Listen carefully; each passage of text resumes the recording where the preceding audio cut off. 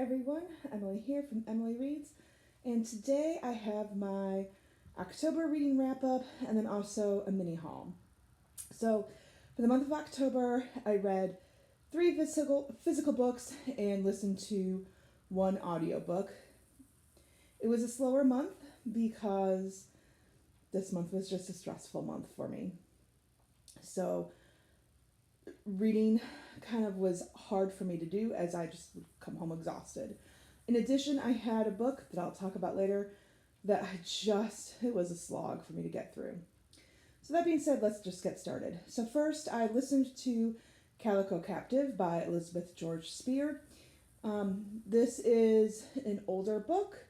I grew up with it, and it tells the story of Miriam Willard, who she's living with her sister, her brother in law, and her sister's family at a fort in North Carolina, right on the cusp of the French and Indian War. And she and her sister's family, they are captured by members of an Abenaki tribe, and they are taken to the Abenaki village. And it's just their story of their time not only in captivity in the Abenaki village, but then they're also then taken to Montreal and held there until they are able to get ransom and pay a ransom to go back to the colonies. I enjoyed it. It is dated, and it also, um, because it's a reflection not only of the time that it was written in, but also of the time that it portrays, it does refer to Native Americans as savages. So that's pretty much the majority opinion of the colonists, both English and French. There is a character who is a coureur de bois named Pierre Laroche, who, because he works with um, the Native Americans, he does not view them as savages and kind of tries to explain to Miriam the Native American position on life and things. Um, so while I enjoyed the book, I think for current audiences, if I were to have if I were to have a child, which I don't, but if I had a child, I probably would first want to have them read books written by people of color and Native Americans before reading a book of this, um, written during the time that it was and portraying the thoughts that it does, just to have a better education on things. Now let's go on to my physical books. The first book was a reread, and that was Legendborn by Tracy Deonn. And I read this because the second book, Bloodmarked, is coming out November 8th. I am super excited. So this is a reread for me. I've talked about it numerous times on my channel, but it tells the story of Bree Matthews, who her mom passed away, and then she gets accepted into an accelerated program at the University of North Carolina at Chapel Hill. And on her first night there, she witnesses some weird, strange events, and then which kind of thrusts her into a secret society based on Arthurian legend, while she also learns more about the magic that is tied to her African American roots. I really enjoyed this. I gave it 4.5 stars. I'm so looking forward to November 8th. I want to start reading Bloodmarked when I get it, but because I'm participating Once Upon a Readathon, I have to wait to read it because I have to read books in a certain order. Oh well. Ugh. The next book, I did do a review for this, and that is Babel by R.F. Kuang. So I did do a separate review of this, but in thinking about my review, I realized I feel like I was kind of wishy-washy in my review. So I had given this 3 stars.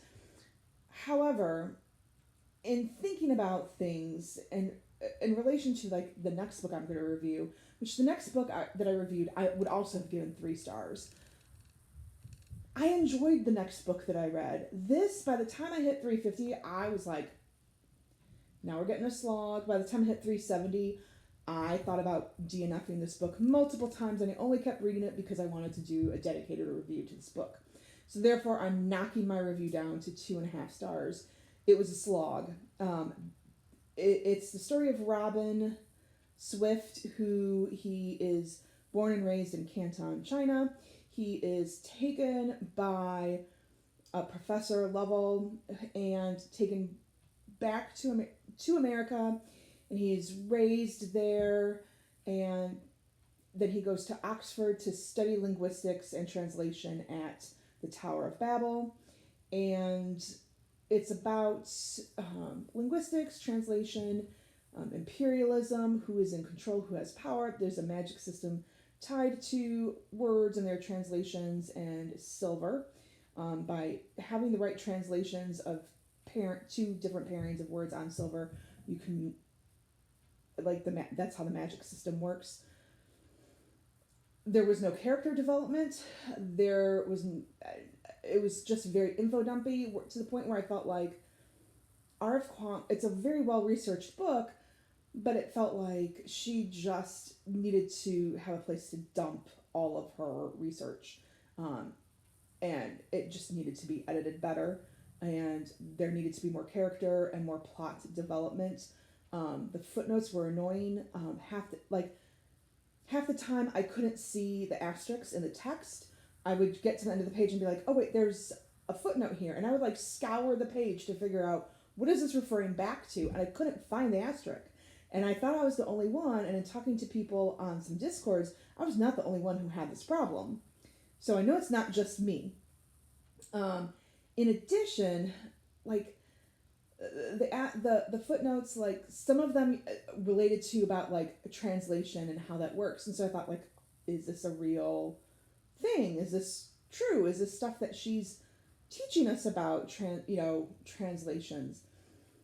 And then there'd be footnotes that related to events in the story, and so then I became like, what do I believe in these footnotes, and what do I not believe? So that was irritating.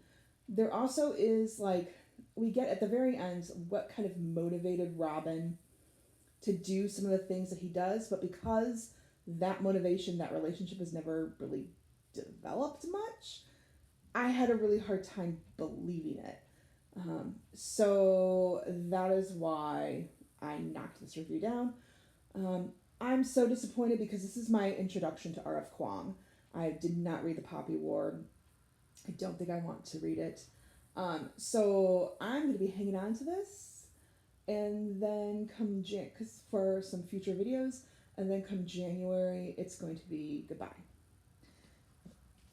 And then last, I read The Cat Who Talked to Ghosts by Lillian Jackson Braun. This is a cozy mystery. There's a whole long series of this, and it's about Jim Quillerin. He is a reporter in like a small town, and he has 2 cats, and he solves mysteries. This is not the first book in a series, but I jumped in. This is the first book I've read in this series, and like it was perfectly fine to start in the middle of a series. There's a woman who like lives in a next to, or there's a museum in this small town, and her apartment where she lives is attached to the museum, and she calls Jim Quillerin one night and is like, I think this is haunted. I need you to come over here and check things out for me. And so he goes up there and discovers that she has passed away, and it seems that there's foul play. And so he moves into her apartment with his 2 cats, and he kind of unravels the mystery of the murderer. I enjoyed it. It was cute. It was cozy, and it was obvious, but it was a nice change up from reading The Slog of Babel. And that is all I read. Like I said, it was a short reading month. I did start Assassin's Fate by Robin Hobb, and I am 368 pages into it, and I am loving it. Uh, I hesitated to start reading it because I was like, I can only read this for the first time once. And do I want to read it right now, or do I want to wait until like winter break when I could take my time and savor it? But I just needed something that was just I know would be good, and it is so good.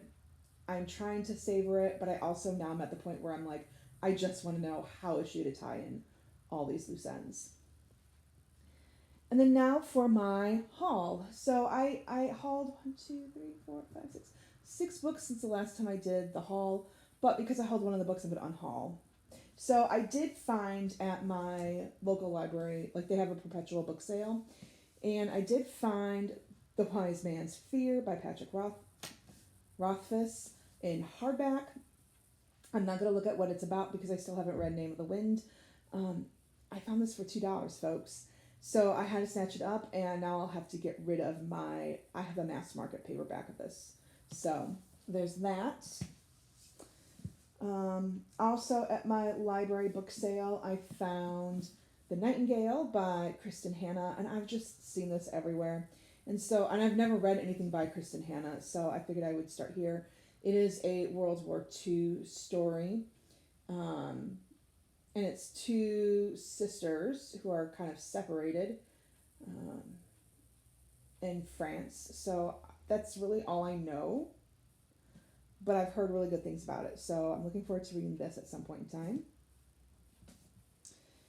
And then I bought Ink and Bone by Rachel Kane. Now I found over a year ago, I found books 2, 3, and 4 in this series. This is the first book in the Great Library series, and I found book 2, 3, and 4 for like $1 in like brand new condition at my library book sale. And I've been trying to find this book, and finally I realized at one point that I had an Amazon gift card, and so I said, well, that I didn't realize, so I said, okay, let me buy this. So, but this is the story of the Great Library, and it is a presence in every major city, and it governs like how knowledge is going to be given to people, and alchemy allows that library to deliver the content of all of like the great works of history. Like they can give it instantaneously, but you cannot own books. It is forbidden. And Jess Brightwell believes that the library is valuable, but the majority of his knowledge comes from illegal books that his family has acquired. And so he has been sent by his family's spy. Oh, he is sent to be his family's spy, and his loyalties are tested in the final months of his training to enter the library's service. So there's that. I'm intrigued about the role that books play. It looks good. It's a YA, and I'm always looking for something that's good and also something that's kind of light.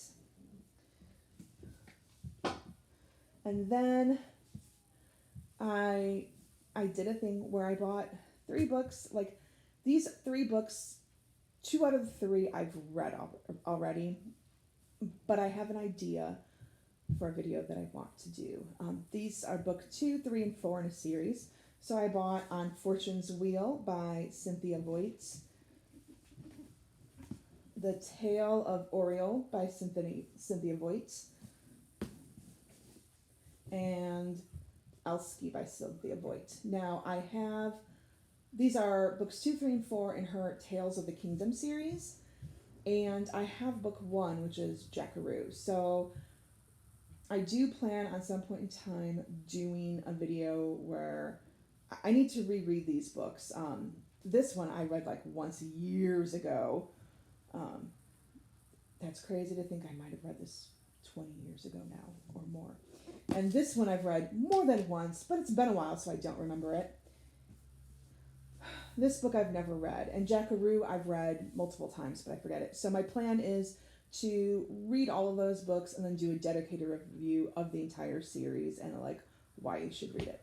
So that is all. Let me know what your thoughts are on the books that I've read, and let me know what your favorite book was this month. My favorite book this month was Legendborn.